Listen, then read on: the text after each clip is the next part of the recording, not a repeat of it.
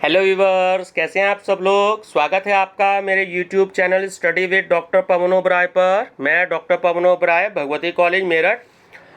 Viewers, आज इस video में मैं आपके लिए जो है बीएड थर्ड ईयर में सीसीएस यूनिवर्सिटी मेरठ में जो आपका एजुकेशन का एग्ज़ाम है,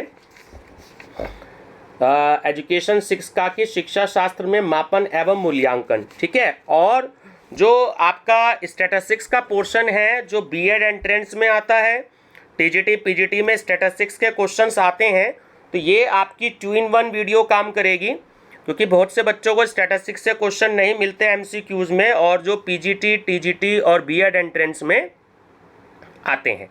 तो आज मैं दो वीडियो डिस्कस कर चुका हूँ। तो थर्ड यूनिट और फोर्थ यूनिट मैं इस वीडियो में डिस्कस करूँगा, क्योंकि सेकेंड यूनिट जो थी वो थोड़ी सी ज़्यादा बड़ी थी। थर्ड और फोर्थ यूनिट जो है वो ज़्यादा बड़ी नहीं है, इसमें थोड़े से ही क्वेश्चन हैं। और इसके बाद मैं आपसे एक क्वेश्चन बैंक और तैयार है, तो एक क्वेश्चन बैंक जो है वो मैं आपसे और डिस्कस करूँगा, फिर प्रीवियस ईयर एक क्वेश्चन भी डिस्कस करूँगा। तो इस वीडियो को मैं दो तरीके से अपलोड करूँगा, एक तो आपके पीजीटी टीजीटी के लिए भी करूँगा, ठीक है, उसकी प्लेलिस्ट में आप देख सकते हैं उसको। और इसको जो है ये आपकी मैंने एक प्लेलिस्ट बना रखी है जो आपका सब्जेक्ट है measurement and evaluation in technique, evaluation in education, ठीक है। और प्रीवियस ईयर के मैं क्वेश्चन पेपर भी हिंदी इंग्लिश दोनों मीडियम में मैं डिस्कस करूँगा आपसे, ठीक है। अगर वीडियो पसंद आए, अगर आप फर्स्ट टाइम मेरा चैनल देख रहे हैं तो study with doctor Pawan Oberoi को जरूर सब्सक्राइब कर लीजिएगा, लाइक और शेयर भी करते रहिएगा, ताकि आपको टाइम से नोटिफिकेशन मिल जाए। बेल आइकन में प्रेस कर लीजिएगा, ठीक है। और आपके एग्ज़ाम जो हैं वो 20 जून के आसपास हो सकते हैं, जैसा कि आजकल जो है डेली न्यूज़पेपर में आ रहा है, तो आप अपनी प्रिपरेशन जो है वो रखिएगा, ठीक है व्यूअर्स। चलिए स्टार्ट करते हैं। ये 3 क्वेश्चन रह गए थे यूनिट सेकंड के, आगे थर्ड और फोर्थ यूनिट है कि निम्नलिखित में से सबसे अधिक अनिश्चित माध्य है, तो वो होता है बहुलक मोड। माध्यिका की गणना में श्रेणी को व्यवस्थित किया जाता है आरोही या अवरोही क्रम में। जब हम मीडियन को कैलकुलेट करते हैं तो उसको इंक्रीजिंग ऑर्डर में करना पड़ता है या उसको डिक्रीजिंग ऑर्डर में करना पड़ता है, ठीक है। बहुलक की गणना में वर्गांतर समान होने चाहिए, ठीक है। अब यहाँ से यूनिट थर्ड है आपकी। प्रमाप विचलन स्टैंडर्ड डिविएशन किससे प्रभावित होता है, तो वो होता है ऑप्शन बी, पैमाने के परिवर्तन से। यदि s equal to root sigma x minus A square divided by n तथा d मतलब deviation equal to mean minus a, तब होगा। तो ये आपसे फार्मूले दे रखे हैं, तो इसमें ऑप्शन नंबर ए आपका करेक्ट है, ठीक है। ये फार्मूला है, आप इसको अच्छे से स्टडी कर लीजिएगा। खुले सिरे के वर्ग अंतराल की स्थिति में अपकिरण की उपयुक्त माप है, तो वो होती है चतुर्थक विचलन। देखिए क्वार्टाइल जो डिविएशन होते हैं, एक होता है Q1 वो होता है फर्स्ट क्वार्टाइल, एक होता है Q3 वो होता है थर्ड क्वार्टाइल, ठीक है। Q2 को अब कई बच्चे पूछते हैं, तो मैं बता दूं Q2 जो होता है एक्चुअली वो मीडियन ही होता है, ठीक है ना, तो ध्यान रखेंगे। किसी आवृत्ति वितरण का माध्य 100 तथा विचरण गुणांक 45% है, कोफिशिएंट ऑफ वेरिएशन, तो स्टैंडर्ड डिविएशन प्रमाप विचलन कितना होगा, तो वो होगा आपका 45, ठीक है। यदि संभाव्य विभ्रम प्रोबेबल एरर 2.16 हो तो प्रमाप विचलन का मान होगा, ठीक है। देखिए फार्मूले आपको यहाँ ध्यान रखने पड़ेंगे, अगर फार्मूले याद हैं तो आप ये न्यूमेरिकल बहुत अच्छे से कर सकते हो। तो वो होगा आंसर आपका इसमें 3.2। यदि स्टैंडर्ड डिविएशन 16 तथा mean equal to x minus mean square equal to 4096 हो तो n का मान क्या होगा, तो वो होगा 16। यदि प्रमाप विचलन 4 पदों की संख्या 10 पदों का योग 160 हो तो विचरण गुणांक क्या होगा, तो वो होगा 25%, ठीक है। यदि प्रसरण 144 हो तो प्रमाप विचरण क्या होगा? सीधी सी बात है कि जो स्टैंडर्ड डिविएशन होता है उसका आपको फार्मूला लगाना होता है ना, कि रूट वेरिएंस। तो आप 144 को जब रूट में रखेंगे तो 144 का रूट कैलकुलेट करेंगे तो वो 12 होता है। ठीक है, 12 आंसर हो गया। यदि d equal to X minus mean समांतर माध्य से विचलन हो तो प्रमाप विचलन का मान है। तो जो ऑप्शन ए है वो करेक्ट है आपका formula, √1/n sigma d square. श्रेणी के चरम मानों से कम प्रभावित होने वाली अपकिरण की माप है, तो वो है चतुर्थक विचलन, क्वार्टाइल डिविएशन। श्रेणी के प्रत्येक मान पर आधारित माप है, तो वो होती है आपकी प्रमाप विचलन, स्टैंडर्ड डिविएशन। यदि n equal to 10, sigma equal to 80, sigma X square equal to 1000 हो तो मानक विचलन क्या होगा? ठीक है, तो वो होगा आपका 6। प्रतिशत विभ्रम निकालने का सूत्र है, तो ऑप्शन ए जो है वो इसमें आपका करेक्ट है। ठीक है, ध्यान रखेंगे फार्मूला। अनुसंधानकर्ता द्वारा स्वयं एकत्रित किए गए आंकड़ों को कहा जाता है, उसे हम प्राथमिक आंकड़े कहते हैं, प्राइमरी डेटा। निम्नलिखित में से कौन सा शब्द आंकड़ों के संकलन से संबंधित है? देखिए, रिक्त फॉर्म और अनुसूची और प्रश्नावली, है ना। ऑप्शन डी करेक्ट है कि उपयुक्त में से सभी।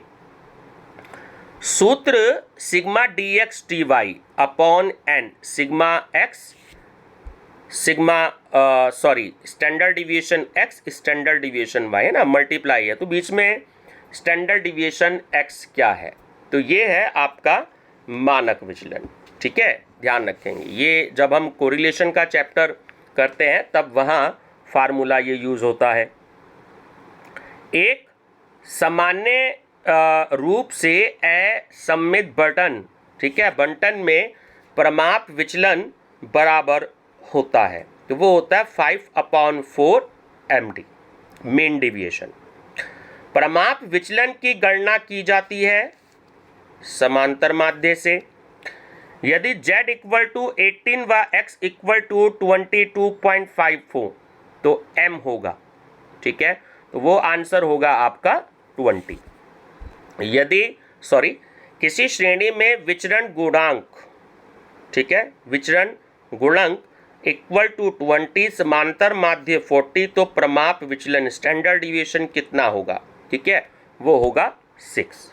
तो ये व्यूअर्स यूनिट 3 है ना। इसके क्वेश्चन कुछ कम है, मैं आपको कल परसों में जब इससे क्वेश्चन बैंक दूंगा तो उसमें काफ़ी सारे क्वेश्चंस आपको इसमें और मिलेंगे। ठीक है, यूनिट 4 है अब अनिर्धारण गुणांक 1 माइनस आर स्क्वायर के वर्गमूल को कहते हैं, तो वो होता है असहसंबंध गुणांक।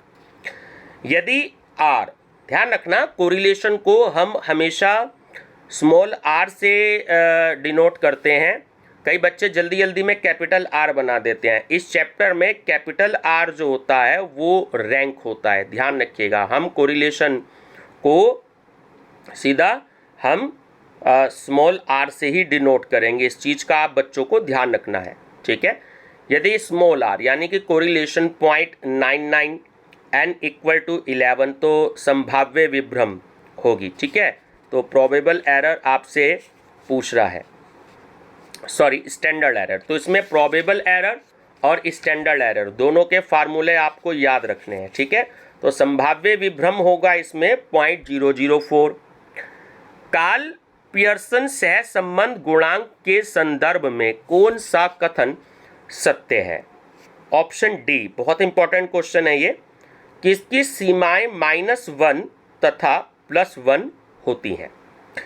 दो चरों x तथा y के मध्य सह प्रसरण धनात्मक होगा यदि, तो उसमें ये जो ऑप्शन ए दे रखा है ये ही करेक्ट है। आप स्टूडेंट ध्यान रखिएगा कि x के अल्प मान y के अल्प मानों से संबंधित होने की प्रवृत्ति रखते हैं। तथा x के बृहत मान y के बृहत मानों के साथ। संभाव्य विभ्रम और प्रमाप विभ्रम में कौन सा संबंध सही है? ठीक है ना, प्रोबेबल एरर और स्टैंडर्ड एरर। ठीक है, तो आपका ये ऑप्शन ए सही है कि संभाव्य विभ्रम इक्वल टू 2/3 प्रमाप विभ्रम।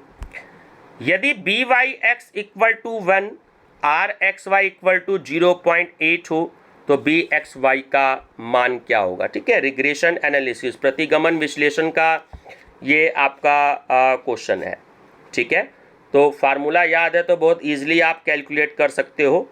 तो 0 माइनस 0.64 इसका आंसर होगा। दो चरों में पूर्ण सहसंबंध की स्थिति में सही है। ऑप्शन ए कि परिवर्तन एक ही दिशा में तथा एक ही अनुपात में।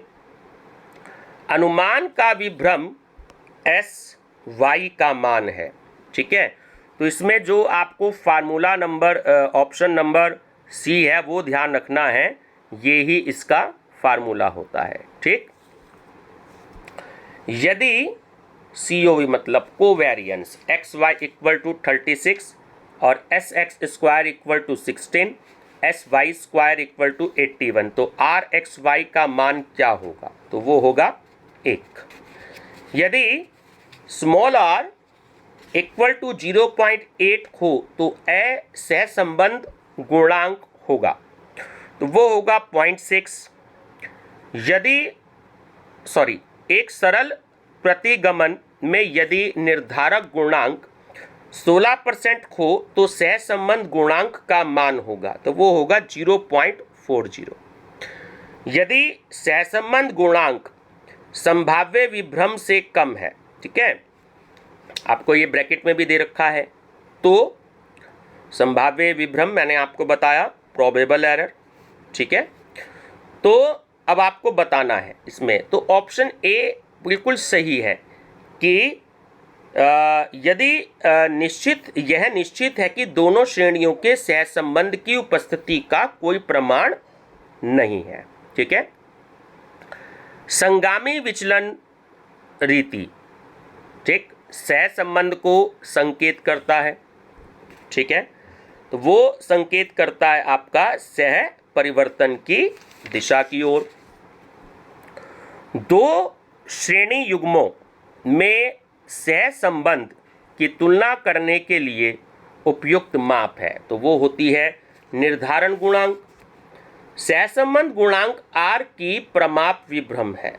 ठीक है, देखो ये नीचे आपको फार्मूला दे रखा है, option B 1 minus R square divided by root N. ठीक है, ये आपको याद रखना है। फार्मूले थोड़ा सा अच्छे से आप याद कर लीजिएगा, क्योंकि एग्जाम में लगभग एक से ही लगते हैं तो थोड़ी सी कंफ्यूजन हो जाती है।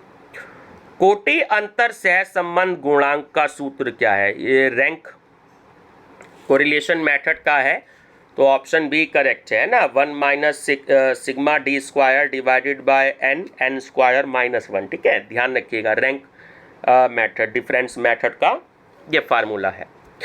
सहसंबंध गुणांक की सीमाएं हो सकती हैं, तो वो हो सकती हैं ऑप्शन ए कि आर प्लस या माइनस संभाव्य विभ्रम। ठीक है, सहसंबंध गुणांक आर का मान सार्थक है यदि, तो ऑप्शन ए करेक्ट है कि आर का मान संभाव्य विभ्रम के 6 गुने से अधिक है। चरों x तथा y में धनात्मक संबंध होगा यदि, ऑप्शन ए करेक्ट है, जैसे जैसे x के मान में वृद्धि होती है y के मान में भी वृद्धि होती है। ठीक है, यदि x तथा y में कार्ल पियर्सन सहसंबंध गुणांक आर एक्स वाई का मान 0.63 है तो u equal to 3x plus 2 तथा v equal to -2y plus 3 में आर वाई एक्स का मान होगा, वो होगा ऑप्शन बी -0.63। ठीक है, चलिए, कार्ल पियर्सन का सहसंबंध गुणांक स्वतंत्र है, तो वो है ऑप्शन सी की मूल बिंदु और पैमाना दोनों के परिवर्तन से। जब सहसंबंध गुणांक होगा यदि x के मान में वृद्धि होने पर। ऑप्शन बी सही है कि y के मान में कमी हो। ठीक है। कार्ल पियर्सन का सहसंबंध गुणांक की सीमाएं हैं, तो वो है +-1। और लास्ट क्वेश्चन है बच्चों इस यूनिट का आपका कि पूर्ण सहसंबंध की दिशा में, तो ऑप्शन बी करेक्ट है, by(x = 1/by(x). ठीक है व्यूअर्स, तो ये मैंने कोशिश करी है 256 क्वेश्चन देने की। इसमें आपकी चारों यूनिट कवर्ड हो गई हैं। तो यूनिट 3rd और 4th जो है उसमें थोड़े से क्वेश्चन कम हैं।